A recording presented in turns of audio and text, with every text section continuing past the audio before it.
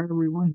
Just a little housekeeping note. Both James and Alicia cannot make it to the meeting today. James did leave a video for me to play for you all, so I will do that. Welcome, everybody. Welcome to another Community Fit, and in particular, a Adjusting to Change Toolkit class. This series, we are working our way towards being in better relationship with ourselves and with other people. We have been on a journey so far, right? We've covered mindfulness. We have gone into the nervous system toolkit work. We've even talked about neuroception and co-regulation, how our nervous system identifies the sensation, the awareness of being safe or being unsafe, and how being with people and how our nervous system and their nervous systems all interface to create those feelings of being safe or feeling safe and feeling unsafe. We're going to continue that journey this week. We're going to be talking about emotional literacy, which is similar to emotional intelligence, but a little bit different. Emotional intelligence, and this one actually just um, came on my radar. The etymology or the founding, the root of emotional intelligence actually comes from the concept of emotional labor. Emotional labor being that I have to work.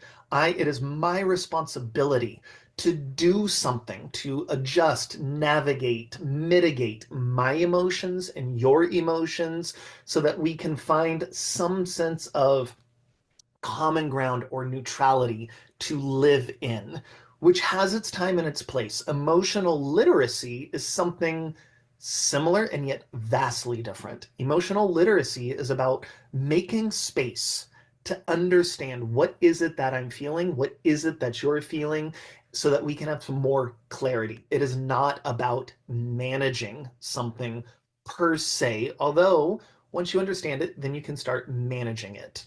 So that's where we're at. If I haven't said it already or you're new here, I'm James. I will be your host slash teacher through this. This particular class, since I'm not there, is going to run a little bit differently. Normally in this session, we would do our toolkit exercises at the beginning and then work our way through. We're going to save our toolkit and our somatic practices, our like to-dos for today, for the end. We're going to work our way through some content so that you can approach the way you're doing these somatic practices, the way you're doing your mindfulness in hopefully a new and fresh way. Again, what is mindfulness? Mindfulness is the ability to pay attention to context and variability. And that's what we're kind of talking about today. The somatic toolkit exercises and even some of the social regulation we've done has been about the context outside of you. This is the context inside of you. What is my current state? How am I? What's the vibe of the moment? And how's that influencing and affecting everything outside of me? We're doing the toolkit exercises at the end so you can see that you can adjust your emotional state through some of these nervous system regulations. And if you can't, then it gives you the opportunity to go, this thing is really real that I'm feeling. This thing has purpose and validity. And now I need to adjust and navigate whatever I can outside of me to support me better, to support you better, or build up some resilience to be able to be with the things that you can't change. Hopefully this makes more sense on the tail end. I'm going to share because I got a little deck going on here. So give me a moment and we're going to get all set up here. Adjust, adjust, adjust. Here we are. Okay. Emotional literacy. Again, it's about understanding, expressing, and to a degree, managing those emotions, but in a different way than what emotional intelligence, in the way it's often used, is asking us to manage emotions. Let's move forward. So, again, what is emotional literacy? It's the ability to recognize, understand, manage your own emotions as well as the emotions of others. And it plays a critical role in mental health and well-being. Emotional literacy is the ability to articulate, well, what is it exactly that I'm feeling? What is it not that I'm feeling? What is it? Can I name it? Can I understand what it is you're feeling so that I can understand where you're coming from? And I can understand and make sense of when we're coming together in a smart, loving, compassionate way and when we're not, and kind of what's behind that. So, in short, and simply put, what is emotional literacy? Emotional literacy is how am I? How are you, right? How am I doing? What's going on with me? Where am I at in this moment?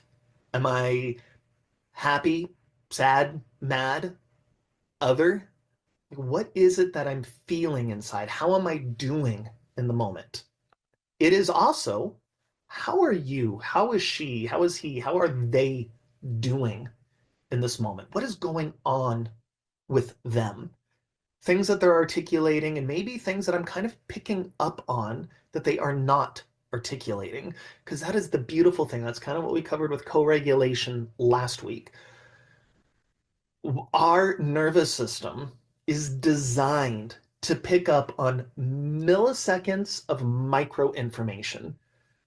Eye squints, prosody or tone of voice, cadence, word choice, posture, proximity, how close or not close, actions, and and in micro moments begin to understand and paint a picture of how is that person doing.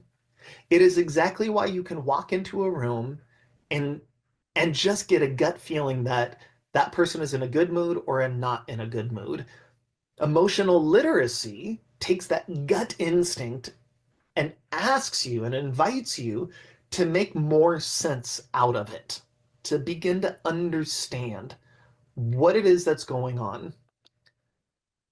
Because at the end of the day, it's how are we feeling? How am I feeling? How are you feeling? How are we feeling? And how productive or not productive? How good? What is the quality of this moment we're having? And how do we, if we're interested, make the quality of this moment better so we can get better stuff done, whether that's better conversation, better work, better relationship building, better change management, better whatever it is, because it's really about what's going on here right now. What's what is happening in any given moment that is being said or not being said, and having some resource, some understanding, some intelligence to pull from to move forward through any moment. So there's a lot going on within emotional literacy. And here's the thing, we have not historically put a lot of emphasis into emotional literacy and understanding our emotions and understanding other people's and making space for it and prioritizing it in the moment. But all of our decisions, all of our choices are driven emotionally before they're driven logically, because emotions are coming up from, percolating up from, stimulated by sensation that is going on in the body, which is our first thing. That's all those somatic practices. What is my gut doing right now? What's my heart doing? What's my breath doing? How's my physicality doing in the moment? All of that comes together and creates an emotion when our brain has to go, what's going on right now? What's going on in my body? How should I be feeling in this moment? We call that an emotion, which then drives decision making. So you, as much as you want to agree or disagree with this, you are not a logical creature. You are an emotional creature, right? You are not a logical creature that occasionally has emotional moments. You are, in fact, an emotional creature that occasionally makes sense and is logical. So, understanding emotions, which is quite literally the language of what is it that you are feeling inside, in a lot of different ways, helps you to make better decisions, helps you to be a more logical, productive human being, as well as a lot of other things. In fact, here is a short list of why emotional literacy matters. Number one, it helps us handle stress better, right? When we can understand what is going on, how is it that I'm feeling, what is going on around me, it helps me, helps you navigate that better. It also helps us navigate conflict and maintain better relationships more frequently. It helps me understand that the words that are coming out of someone's mouth are emotionally driven and it's context driven. And so maybe it's not about me. It's not about you. It's not about them. It's about a concoction of things that are going on, right? It's not directed toward me as much as I would like to believe that it is. I am simply a bystander in a bunch of stuff going on. And so, with that, it helps me to maintain relationships better, especially in conflict and in good times when I can help to manifest those good things for people and understand people at a deeper level. It helps me to cope with challenges, helps all of us to reduce the risk of anxiety and depression. Because anxiety and depression is sort of like I've got these feelings, I've got these sensations, I've got these emotions. I can't quite I've not taken the time, or I have an inability, or I've never been exposed to how to understand, how to work with these things. And over time, that begins to depress my nervous system, where it is quite literally difficult or impossible to get excited. And when I say get excited, that's at a nervous system level. Excited nervous systems are the opposite of, or activated nervous systems are the opposite of a depressed nervous system. And what that means is that there's an inability for me to find joy, to savor, to relax, to connect. And so having language around what is it that I'm feeling inside helps me navigate all of those. It also contributes to better job satisfaction and less burnout because I understand what it is that I'm feeling and what's making me feel emotionally different things going on at any given moment, which in turn helps me to be more empathetic, mentally healthy, and at the end of the day, more resilient, right? Because even if things are going on that I can't control, at least I can understand it better. And you'll see where resilience comes in a bit when we talk about language. Okay, why are we even here? Why do we have to have this segment, right? Well, it's because for most of us, most of our lives, individually and culturally, we have understood emotions to either be good or bad. And right now, if I asked you to create a list of all of the emotions that are good, and then on the other side of the paper, create a list of all of the emotions that are bad, you would probably have at least a few, if not a lot, in each category, right? Because culturally, we understand from a very young age that good girls and or boys, good girls and boys, do feel, act in very specific ways. And bad girls or boys do feel or act in very specific ways. And then we begin to metabolize that. And then we get into school and it's kind of reinforced. And we get into work and the paradigms there reinforce it. And what we understand is that there are thumbs up ways of feeling, and then there are thumbs down ways of feeling, right? And this is not me advocating for mental unwellness and going like, that's good, right? Getting stuck in anything, an emotion, a nervous system state, a job or a relationship you don't like, a whatever, a specific posture, getting stuck or stagnant anywhere is unhealthy.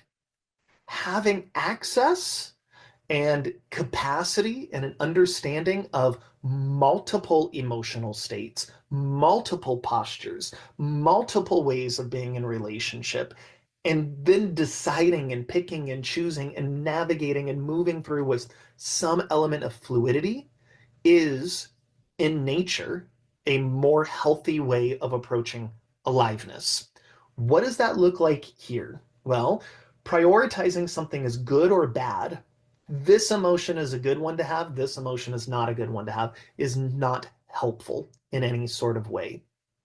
So we're moving away from the paradigm that there are good emotions and bad emotions towards, do I like this one right now? Do I not like this one right now? What is the complexity and the breadth of what it is that I'm feeling?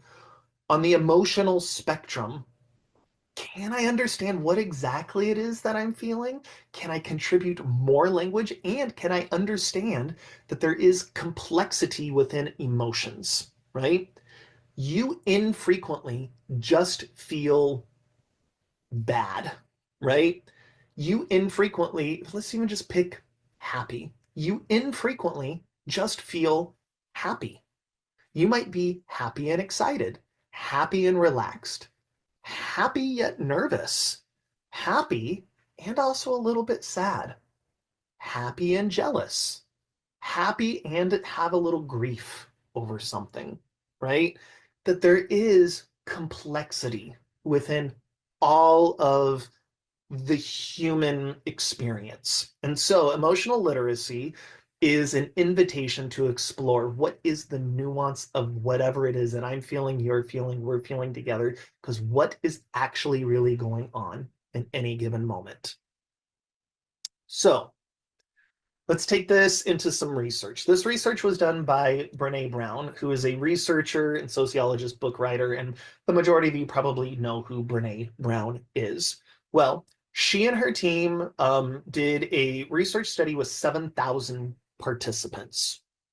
And out of 7,000 participants, do you know how many emotions people were able to feel in the moment, name in the moment, and understand or attach themselves to and express in the moment, right? So it's not just what they could feel, but it's like what they could feel and name and be a part of and understand. Like, I am this right now, and I need to share this with someone. Out of all of the possibilities, they could name three. They could name that they were happy, they could name that they were sad, and they could name that they were mad. So three emotional states: happy, sad, and mad.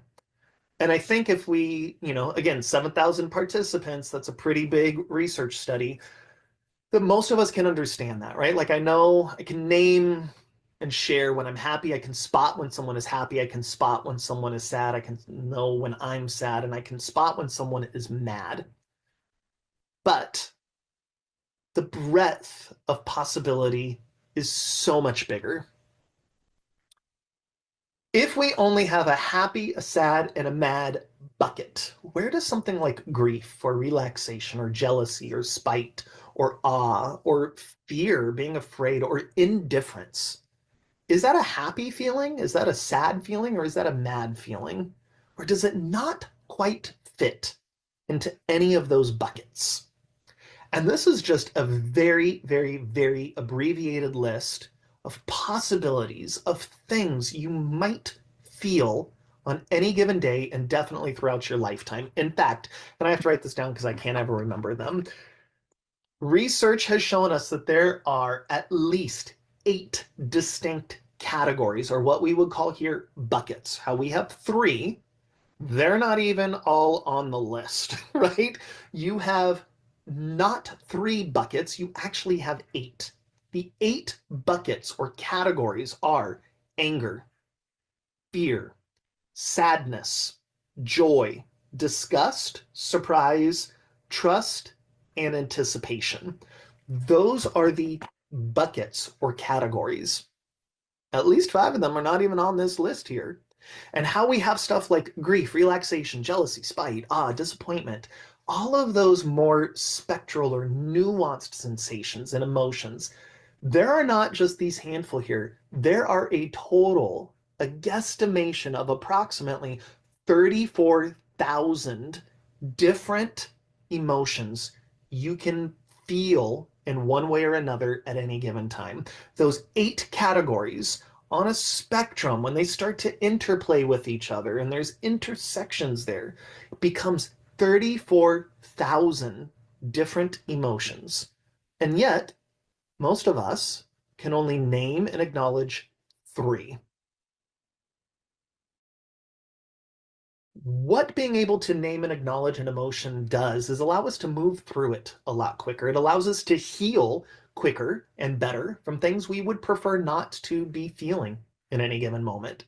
And it helps us to replicate those emotions, those positive emotions, when we want to. If I know what happiness feels like, if I know what awe feels like, if I know what feeling exhilarated feels like, and the distinction between awe and exhilaration, between awe and happiness feels like, and what gets me there, who I'm with, I can replicate, I can make those emotions happen again by replicating the environment, right? By replicating the experience, or at least seeking that. It's like if I can name it, I can map how to get there.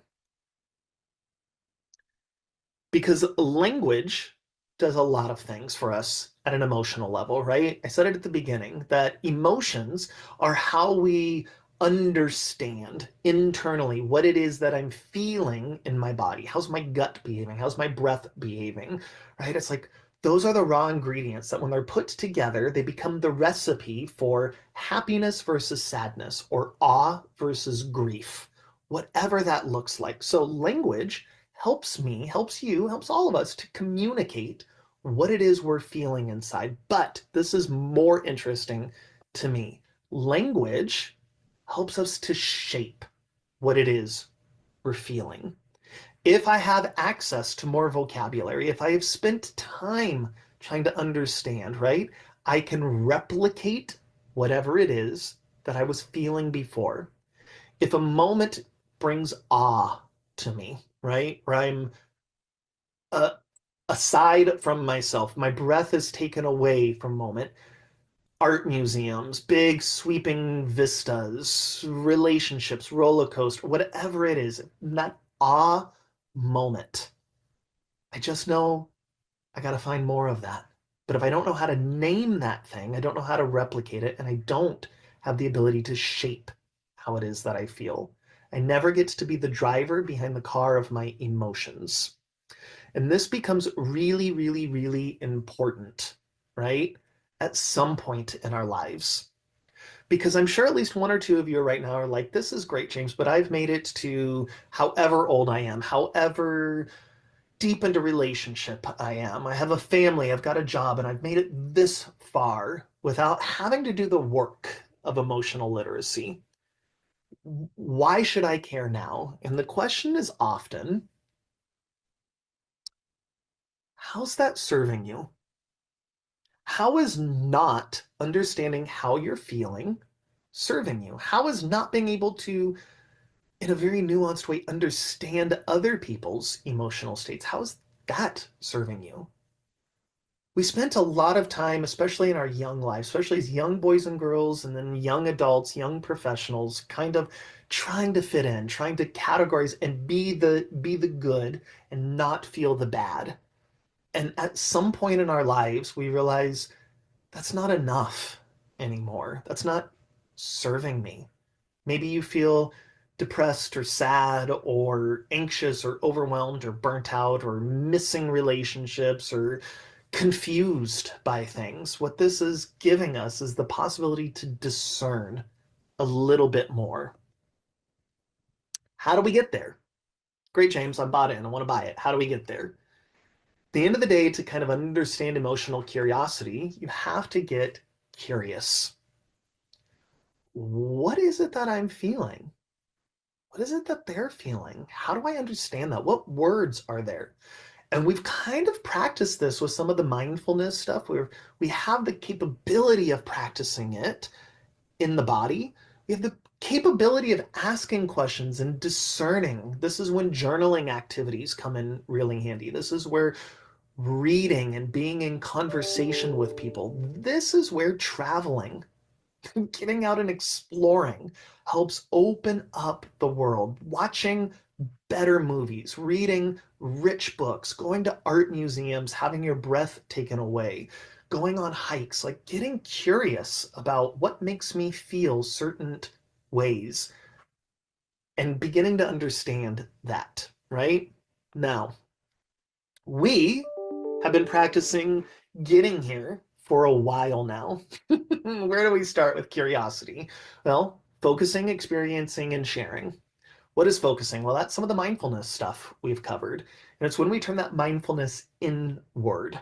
Experiencing, well, that's some of our somatic or nervous system toolkit work. Sharing. Sharing is when you begin to articulate or need, are forced, are coaxed into, are inspired to articulate, make sense of, verbalize what it is that you feel inside. So let's now approach some of our somatic work, some of our nervous system toolkit work from that lens. Let me do a stop share here. And let's go into it, right? So the goal of today is not to get us anywhere. It's not to be more relaxed. It's not to feel better. It's not to be more, we're not goal or destination oriented. We are instead going to be process oriented. We're going to spend some time understanding. Now, we don't have a lot of time today, so take and play with it. Hopefully by now you've got some of the toolkit work working for you. You've been practicing your mindfulness, and if you're just joining us for the first time, let's get you started. Mindfulness within focusing. Focusing is a version of mindfulness when we look inward, and it might sound like this. Eyes opened, eyes closed, you decide. Focus on somewhere that feels exceptionally good in the body. And if you can't do that, focus on somewhere that feels exceptionally not good in the body. One or the other, two sides. Good, not good. Pick one. For the sake of teaching, I'm going to choose good. Once we're in good, what does that taste like, smell like, savor like? Like, is it metallic? Is it open and expansive? Is it spacious? Is it warm? Is it cool? Does it feel like morning or evening, fall or winter, summer, spring? Like, what? How do I make sense of that by feeling into that? That's where it starts. It's where understanding the emotions starts. Instead of just going, this shoulder hurts, what does it actually feel like? What does hurt feel like to you? What other words, if you couldn't use hurt, if you couldn't use pain, if you couldn't use bad, if you couldn't use good or great or I like it, how would you describe that thing that feels good or not good in the body? And after some time there, notice something else. Notice the opposite. If you were in the good, now try to find somewhere that feels not good. And then let yourself pendulate between those sensations. How are they the same? How are they different? Now, this is not getting us directly into emotions, but what it is doing is inviting you to have a felt experience, to go inside of your body and to lend language to get curious about something that you, maybe in this class because you've been here for a bit, you have spent some time here, but for the average person out there, they have spent little to no time discerning what good and bad in their body actually feels like. And so, if you say my shoulder hurts, is that the same level of hurt if you're like leg broke, right? Or if you were having oral surgery with no Novocaine, right? Like there's a gradient there, and the distinction between them is important. Spending some time there, getting curious about that, will give you the tools you need in the moment to discern what it is that I'm actually feeling. Now, for the sake of today, we're just going to choose breath work. We're going to just choose the physiological sigh. If you have another tool you've been practicing out of the toolkit, go ahead and use that instead. But physiological sigh, double inhale, single exhale.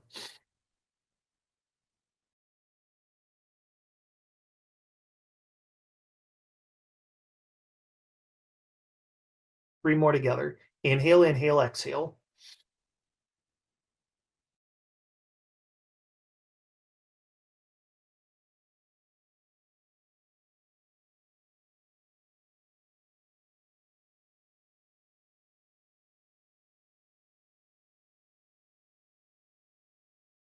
One more.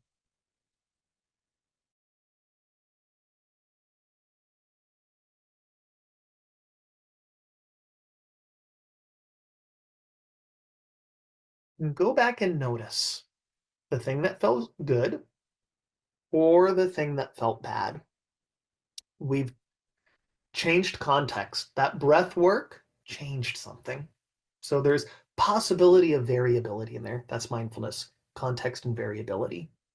Go back in and see if you can, has the language changed? Is what you're noticing changed? If so, say a few things about it. Create some language around there. So these somatic toolkit practices serve as triage for nervous system regulation, serve as fortitude and resilience building, and also the opportunity, the groundwork for you to begin to name, play with language, what it is that you feel inside, so that you can further in the future shape how it is you want to feel inside and understand better, be more empathetic and compassionate around what other people are feeling inside. Additionally, the last thing I want to leave you with is the somatic toolkit, the breath work, the orientation, the touch, the vocalizations, the movement also serve as sort of like a time stop, right? It's like a magic superpower to quite literally like pause time so you don't react to other people, so you don't get sucked into that nervous system dysregulation when other people are feeling chaotic or anywhere in that bad category, right? There's an ability to pause. It's like you're stopping time so you can assess how it is that I'm feeling inside. How do I think they might be feeling? How are we being moved, good or bad, up or down in the moment? So that instead of reacting, you can respond better. There's choice. And wherever there's choice, there's a little freedom in there. Now, it doesn't come overnight. It comes with practice, practice, practice, practice, practice. Weeks, months, years, stacking. That is what I'm going to leave you with today. Practicing. Just getting curious about what it is you're feeling inside, specifically as you're going through some of your practices and homework and protocols. So, thank you so much. Join us next week where I'll be back and we'll talk a little bit more about all of this stuff. Until then, have a good one. Bye, everybody.